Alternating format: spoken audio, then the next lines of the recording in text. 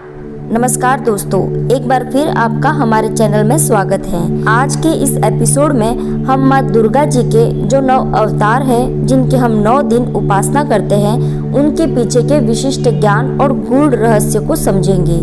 जानने की कोशिश करेंगे कि माँ दुर्गा के 9 अवतार मानव जीवन से किस तरह से जुड़े हुए हैं। दोस्तों, शाक्य संप्रदाय में माँ दुर्गा को ब्रह्मा के निराकार रूप का स्वरूप माना जाता है। पूरी दुनिया में शायद इकलौता ऐसा संप्रदाय है जहाँ पर ब्रह्मांड की उत्पत्ति के पीछे की जो शक्ति है उसको स्त्री रूप में देखा जाता है। माँ दुर्गा जी की उपासना का इतिहास बहुत प्राचीन है। न केवल पुराणों में जैसे कि रामायण और महाभारत में भी माँ दुर्गा का उल्लेख मिलता है, वहीं ऋग्वेद, अथर्ववेद, तैत्तिरीय अरण्यक और देवी उपनिषद में भी उनका उल्लेख मिलता है। तो दोस्तों, आज के एपिसोड में हम उनके 9 अवतारों के पीछे का जो रहस्य है उनको जान लेते हैं। नमस्कार दोस्तों, स्वागत है आपका आपके अपने YouTube चैनल लोक ब्रह्मन में। दोस्तों, दुर्गा जी का जो प्रथम अवतार है वह है शैलपुत्री। अगर आप नाम पर ध्यान दें तो इसमें 2 चीज देखने को मिलती हैं, एक शैल और दूसरा पुत्री। शैल का मतलब होता है पर्वत और पुत्री का मतलब होता है डॉटर। तो शैलपुत्री का मतलब हो जाता है द डॉटर ऑफ माउंटेन, मतलब पर्वत की पुत्री। और ये जो रूप है माँ का, यह सबसे प्रिमिटिव रूप है। इसका मतलब हुआ कि वह अभी पैदा हुई है। और अगर इस अवतार की तुलना की जाए तो हम इस अवतार की तुलना नवजात शिशु से कर सकते हैं जो तुरंत पैदा हुआ है। पर जब शिशु पैदा होता है तो अपने नाम से नहीं जाना जाता, वह माँ बाप के नाम से जाना जाता है। माँ के इस अवतार का स्वयं का कोई नाम नहीं है, वह अपने पिता के नाम से जानी जाती है, शैलपुत्री। ऐसे ही बच्चे भी अपने पिता या माँ के नाम से जाने जाते हैं। और अगर बात स्वरूप की जाए तो माँ दुर्गा के 4 हाथ, 8 हाथ, 10 हाथ या फिर 18 भुजाएं दिखाई जाती है। यह उनका विकराल रूप होता है, लेकिन यह जो उनकी फॉर्म है यह सबसे आधारभूत स्वरूप है। अभी बस जन्म ही लिया है और इसलिए उनके सिर्फ 2 हाथ हैं। एक हाथ में है त्रिशूल और दूसरे हाथ में है कमल। त्रिशूल विध्वंसकारी है तो वही कमल सौम्यता का प्रतीक है। अब इसके पीछे के रहस्य को समझे तो जैसे बच्चे में कई ढेर सारे पोटेंशियल होते हैं कि बड़ा होकर वह क्या क्या करेगा, वैसे ही माँ दुर्गा में भी बहुत सारे पोटेंशियल हैं। जहाँ एक तरफ वह असुरों का मर्दन कर सकती है और वही दूसरी तरफ धर्म और शांति की स्थापना भी कर सकती है। माँ दुर्गा का द्वितीय अवतार है ब्रह्मचारिणी अवतार। और अगर इस अवतार की आप तुलना करें तो आप इस अवतार की तुलना एक विद्यालय जाने वाले विद्यार्थी से कर सकते हैं। अगर आप प्राचीन भारत में देखें तो प्रथम जो 25 वर्ष होते हैं उसमें आपको विद्यालय यानी गुरुकुल जाना होता था, ब्रह्मचर्य का पालन करना होता था, उसे ब्रह्मचर्य आश्रम बोला जाता है। और इसीलिए माँ के इस अवतार को ब्रह्मचारिणी अवतार कहते हैं। और अगर माँ के स्वरूप की बात की जाए तो माँ ने सफेद वस्त्र धारण किए हुए हैं, एक हाथ में कमंडल है तो दूसरे हाथ में माला। और माँ को तपस्विनी स्वरूप में बताया गया है, मतलब यह जो स्वरूप है वह है त्याग और तप का। जीवन को उत्कृष्ट बनाने के लिए आपको प्रथम जो 25 वर्ष है इसमें मेहनत करनी होती है, त्याग और तपस्या करनी होती है, सांसारिक प्रपंच से दूर रहना होता है और जीवन में कुछ पाने के लिए त्याग और तपस्या से अपने मन को एकाग्र करना होता है। और ऐसा हर एक विद्यार्थी को करना पड़ता है और माँ का ब्रह्मचारिणी रूप यही दर्शाता है। माँ का तीसरा अवतार है चंद्रघंटा और यह माँ का सबसे संपन्न स्वरूप है। यहाँ माँ भक्ति और शक्ति से परिपूर्ण है। अब बात की जाए उनके स्वरूप की तो जहाँ पर आपने देखा कि शैलपुत्री और ब्रह्मचारिणी माता के 2 ही हाथ थे, यहाँ पर माँ के 10-10 हाथ हैं। कुछ हाथ शास्त्रों से सुशोभित हैं, वहीं दूसरी तरफ कुछ हाथों में कमल, घंटा, कमंडल और पानी का कलश है। माँ के मस्तक पर तीसरी आंख भी खुल गई है, जो इस बात का प्रतीक है कि माँ अब किसी भी तरह के संघर्ष के लिए तैयार है। अगर शत्रु आएंगे तो उनका दमन करेगी और अगर जरूरत पड़ी तो धर्म की स्थापना करेगी। माँ का यह जो स्वरूप है वह जैसे गुरुकुल से जब बच्चा पढ़ लेता है वह बड़ा हो जाता है, वह बहुत ज्ञान अर्जित कर लेता है, अब यह जीवन के लिए तैयार हो गया है। अब चाहे कोई भी संकट आए वो उसे आराम से पार कर जाएगा।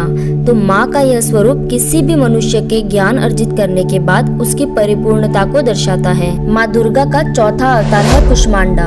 अगर आप कुष्मांडा नाम का संधि विच्छेद करें तो कु का मतलब होता है छोटा और उष्मा का मतलब होता है ऊर्जा। अंडे का मतलब तो आपको पता ही है। तो यह जो माँ का स्वरूप है, यह कॉस्मिक एनर्जी का स्वरूप है।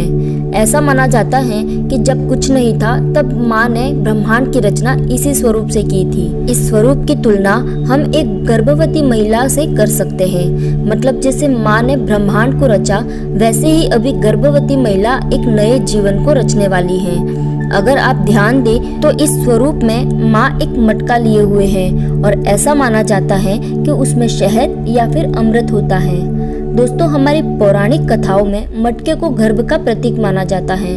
बहुत ढेर सारी कथाओं में आपको देखने को मिलेगा कि मटके से शिशु उत्पन्न हो रहे हैं, जैसे कौरवों के जन्म की कथा आती है। इसलिए मटके को गर्भ का प्रतीक माना जाता है और माँ के इस स्वरूप को एक गर्भवती महिला के स्वास्थ्य और शक्ति के सिंबल के रूप में देखा जाता है। दोस्तों, हम नवरात्रि के 5वें दिन माँ दुर्गा के पंचम अवतार स्कंद माता की उपासना करते हैं। अब जो माता शैलपुत्री के रूप में पुत्री थी, अब वह माँ बन गई है। अब उनकी पहचान जो है वह एक माँ के रूप में है, इसलिए उनका नाम उनके पुत्र स्कंद, जो कि भगवान कार्तिकेय हैं, उनकी माता के होने से है। मतलब अब वह स्कंद माता है। दोस्तों, इस स्वरूप को अगर आप देखें तो माँ ममतामयी है, पुत्र वात्सल्य से परिपूर्ण है। यहाँ माँ के गोद में उनके पुत्र स्कंद भगवान बैठे हुए हैं, इसलिए यहाँ पर उनके हाथ में कोई शस्त्र नहीं दिखाया गया है। अभी उनका पूरा ध्यान अपने शिशु पर है और यह माँ का रूप मातृत्व का स्वरूप है, इसलिए स्कंद माता को गॉड ऑफ मदरहुड भी बोला गया है। माँ के स्वरूप की तुलना हम एक माता से कर सकते हैं जिसने अभी एक शिशु को जन्म दिया है। माँ दुर्गा का छठा अवतार है कात्यायनी अवतार। इसी रूप में माँ ने महिषासुर का मर्दन किया था। जैसे जब एक स्त्री माँ बन जाती है तो वह सर्वशक्तिशाली हो जाती है।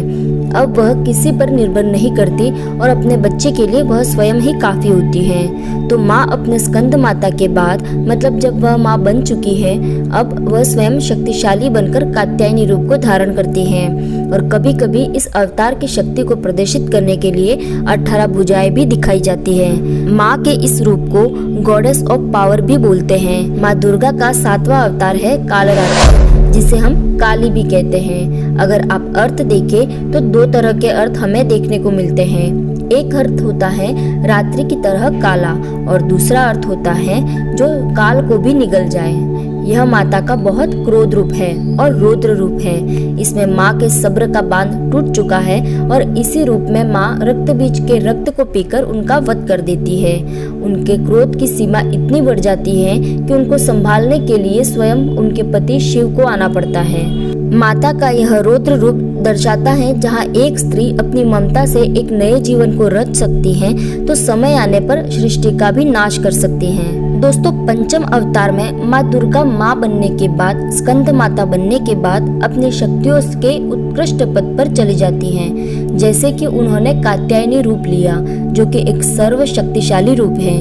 उसके बाद उन्होंने काल रात्रि का रूप धरा, जो उनका रौद्र रूप है। माता का यह रूप सबसे परिपूर्ण रूप है।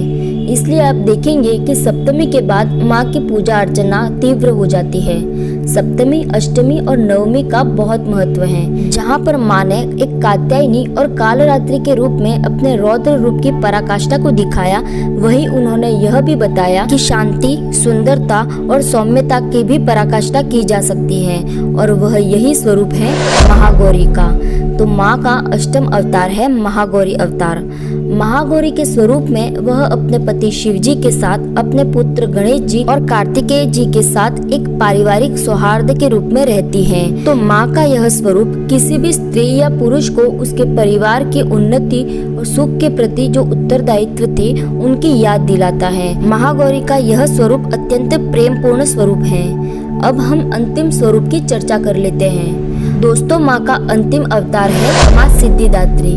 माँ के स्वरूप की तुलना हम उस स्त्री से कर सकते हैं जिसे जीवन के सभी अनुभवों का ज्ञान हो चुका है और अब इस ज्ञान का उपयोग करके वह अपने आने वाली पीढ़ियों को धर्म के मार्ग पर प्रशस्त करेगी। इस स्वरूप में माँ को ब्रह्मांड की हर चीज का ज्ञान हो गया है और बुराइयों पर विजय प्राप्त कर ली है। अब उनके लिए कोई भी चीज अगम्य नहीं है। अगर उनके भक्त उनसे कुछ भी मांगे, चाहे लौकिक हो या परलौकिक, हर चीज को पूर्ण करने में वह समर्थ है। दोस्तों, मैं आशा करती हूँ कि माँ दुर्गा के 9 अवतारों का हमारे जीवन के विभिन्न पड़ावों में क्या संदर्भ है, क्या अर्थ है, इसका आपको अच्छे से समझ में आ गया होगा। दोस्तों, वीडियो अच्छा लगा हो तो इसे लाइक करें, चैनल को सब्सक्राइब करें एंड शेयर करें।